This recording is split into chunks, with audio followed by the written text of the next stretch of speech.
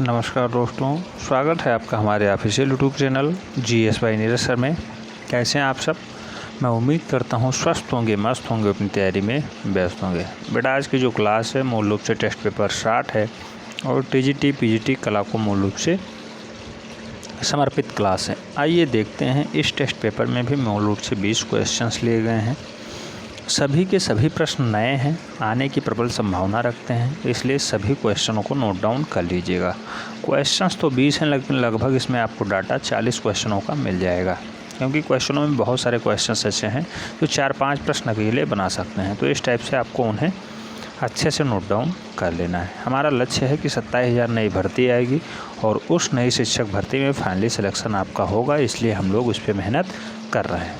ठीक है, आइए देखते हैं। आज का टेस्ट पेपर 60 का पहला क्वेश्चन लिया गया है, बहुत ही महत्वपूर्ण क्वेश्चन है। पूछा गया, सम्राट शाहजहां किसके पुत्र थे? आप जानते होंगे मुग़ल शासक हैं सम्राट शाहजहां, और मूल रूप से किसके पुत्र हैं? ऑप्शंस में दिया गया है अकबर, बाबर, औरंगजेब, जहांगीर। तो आप जानते हैं शाहजहां जहांगीर का पुत्र था। राइट आंसर जो है सी के साथ जाएगा, यानी C is the right answer.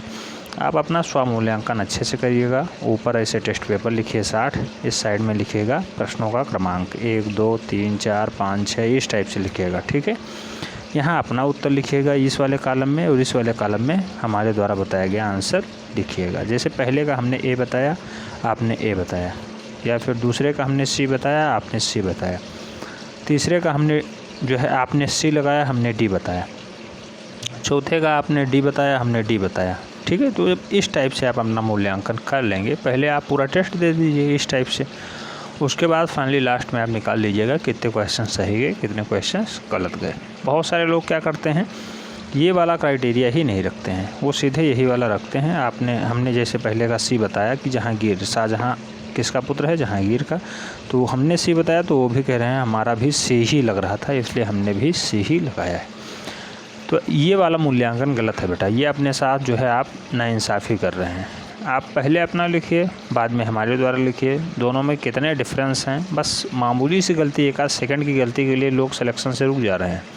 परीक्षा कोई भी हो, चाहे ऑनलाइन हो चाहे ऑफलाइन हो, आपने गोला भर दिया तो फिर उसके बाद आप चेंज नहीं कर सकते। जबकि ऑनलाइन में ऐसा भी सुविधा है कि अगर आपने गोला भर दिया है तो आप उसे जो है फिर से चेंज कर सकते हैं, उसके ऑप्शंस को दोबारा भर सकते हैं। लेकिन ऑफलाइन में आपको गोला भरा गया तो गोला भर गया। और यहाँ ऑफलाइन परीक्षा होती है, आप जानते होंगे 125 प्रश्न आते हैं। 125 प्रश्नों का जो वैल्यू है वो 500 नंबर का है, और 500 नंबर में आपको सबसे हाईएस्ट नंबर लाने होंगे, तब जाके फाइनली सिलेक्शन हो पाएगा। इसलिए अपना स्वमूल्यांकन अच्छे से करिए। लास्ट में तो हम आंसर्स बताते ही हैं, उसमें कोई डाउट नहीं होना चाहिए। ठीक है, तो स्वमूल्यांकन की विधि आपको आनी चाहिए। आप अध्यापक बनने जा रहे हैं तो इतना तो आपको करना ही पड़ेगा। प्रश्न संख्या 2 की बात करते हैं। 2 में कहा गया है, अकारिजा अबुल हसन के पिता थे, ये कहाँ से आया था? यानी अकारिजा का संबंध किस देश से था? कुल मिला के ये पूछा गया है।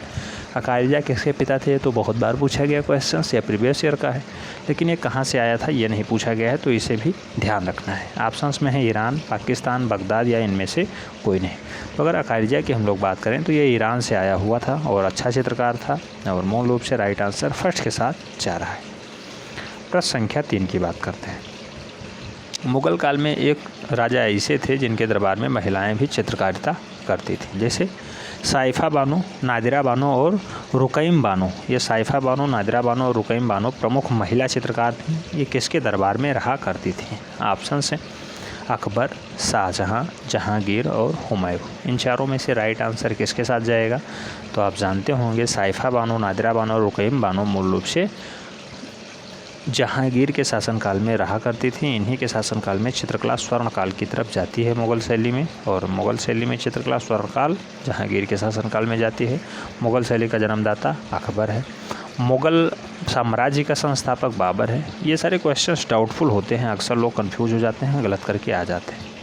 ठीक है, तो इन्हें हर हाल में आपको याद रखना है। राइट आंसर बी के साथ जाएगा। साइफ़ा बानो, नादिरा बानो, रुकैम बानो मूल रूप से प्रमुख चित्रकार थीं, तो ये जहांगीर काल की अच्छी चित्रकार मानी जाती हैं। बी राइट आंसर बन रहा है। प्रश्न संख्या 4 की बात करते हैं। 4 में पूछा गया,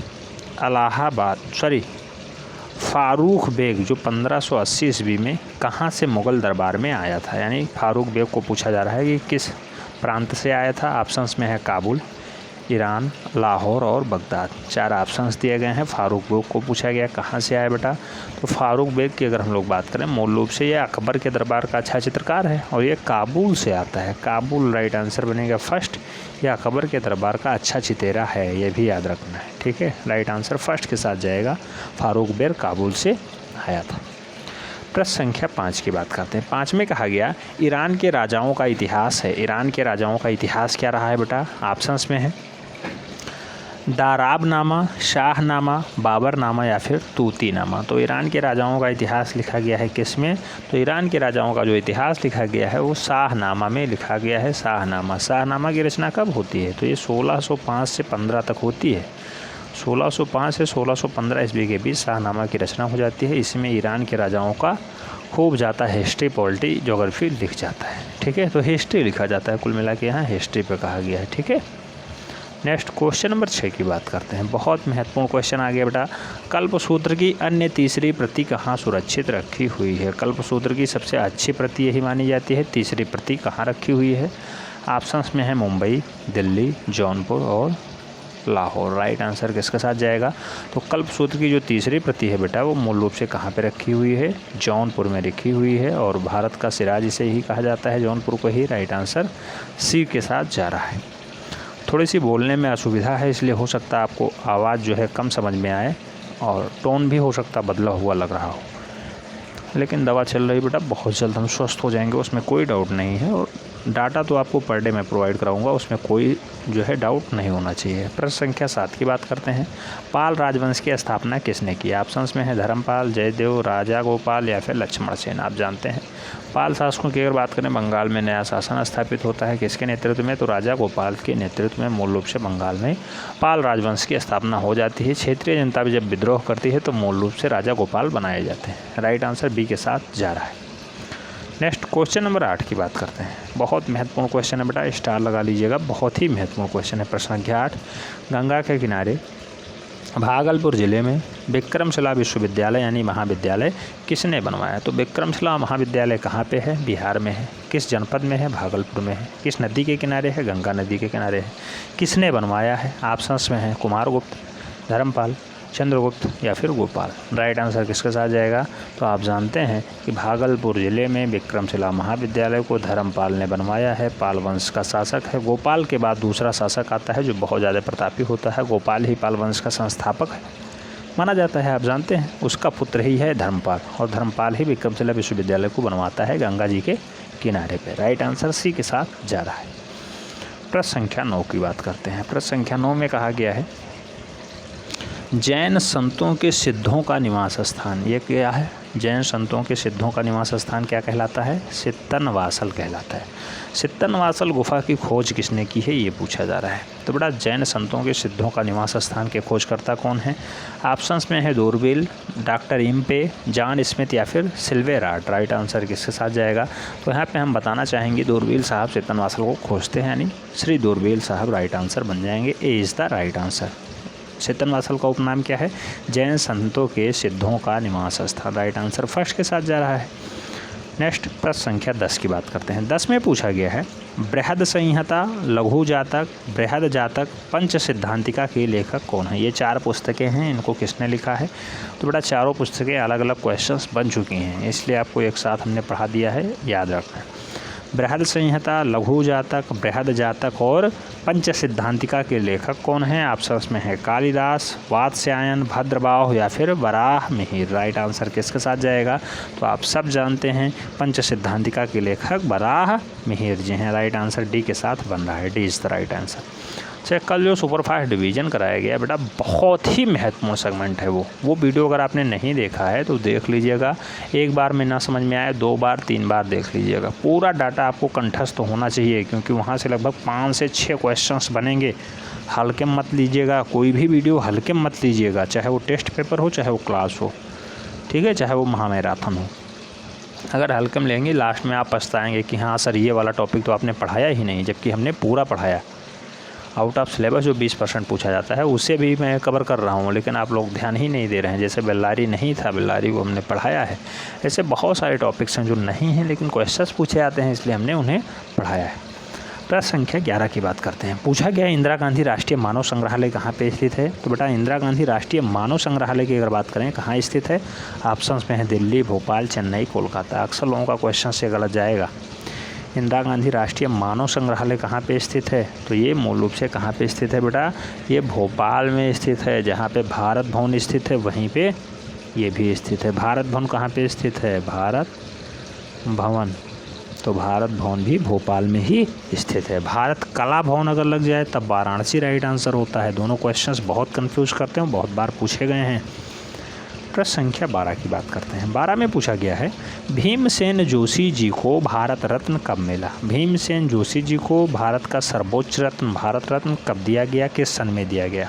कला के क्षेत्र से ये पाए हैं इसलिए डाटा इंपॉर्टेंट है। कब मिला बेटा, सन 2001, 2007, 2009, 2008। राइट आंसर किसके साथ जाएगा, तो भीमसेन जोशी जी को जो है भारत रत्न कब मिलता है, तो सन 2008 में मिलता है। राइट आंसर डी के साथ जाएगा, D is the right answer. Next question number 13 में अगर पूछा जाए तो बताया गया है कि पंचमढ़ी के ज़्यादातर चित्र किस रंग से बनाए गए हैं। ज़्यादातर चित्र किस रंग से बनाए गए हैं। ऑप्शंस में है काला, लाल, सफ़ेद, इनमें से कोई नहीं।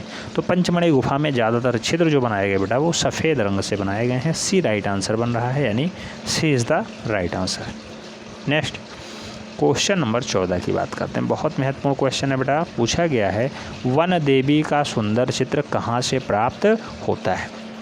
वन देवी का सुंदर चित्र कहाँ से प्राप्त होता है। ऑप्शन हैं भीमबेटका, होशंगाबाद, बांदा, पंचमढ़ी। राइट आंसर किसके साथ जाएगा, तो आप सब जानते हैं कि वन देवी का सबसे बढ़िया जो चित्रण मिलता है वो होशंगाबाद से मिलता है। राइट आंसर बी के साथ चला जा रहा है, Hoshangabad is the right answer, B is the right answer.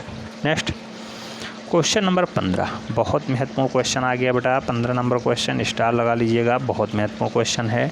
Sitar वादक तथा गंधर्व मुख देवता के चित्र कहाँ से प्राप्त होते हैं। तो गंधर्व मुख देवता और सितार वादक का चित्रण कहाँ से मिलता है।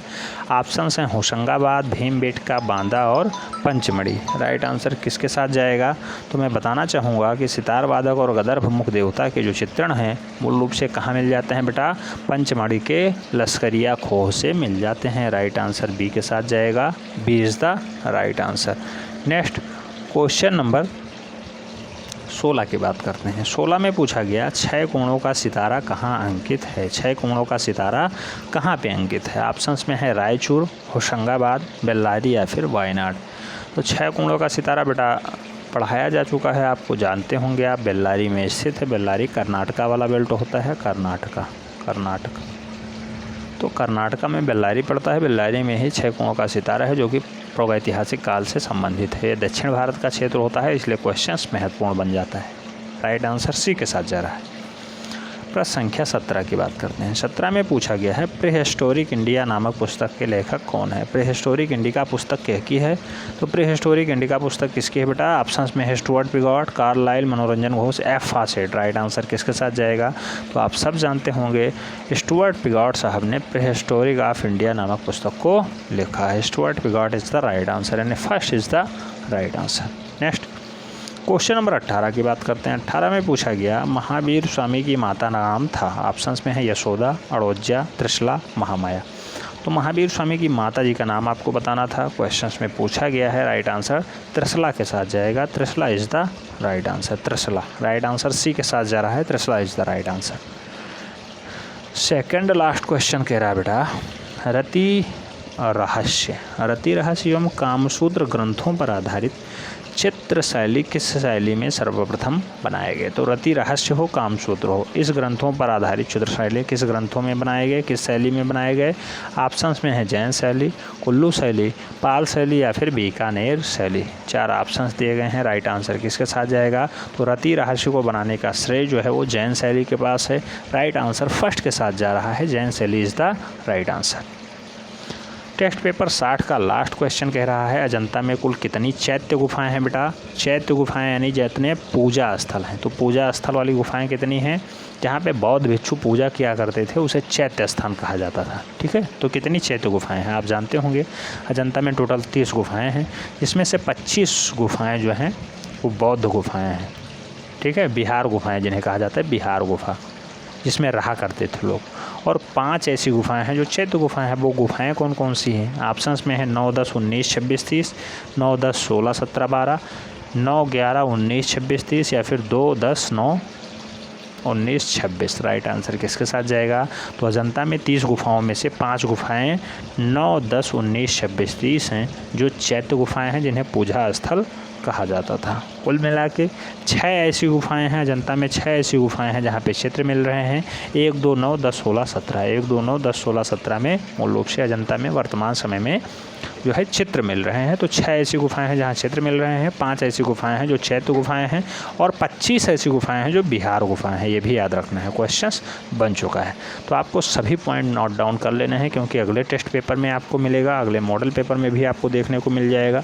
साथ ही साथ जब आप पेपर देंगे तो पेपर में भी आने की प्रबल संभावनाएं हैं, इसीलिए ऐसे क्वेश्चंस करवाए जा रहे हैं। तो सभी को नोट डाउन करते हुए चलना है और आगे पीछे पलटते हुए चलना है।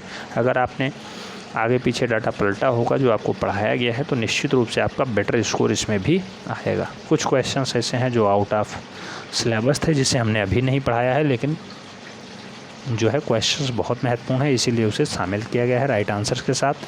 तो उसे आप जो है नोट डाउन अवश्य कर लीजिएगा। मिलते हैं नेक्स्ट वीडियो में, तब तक के लिए जय हिंद।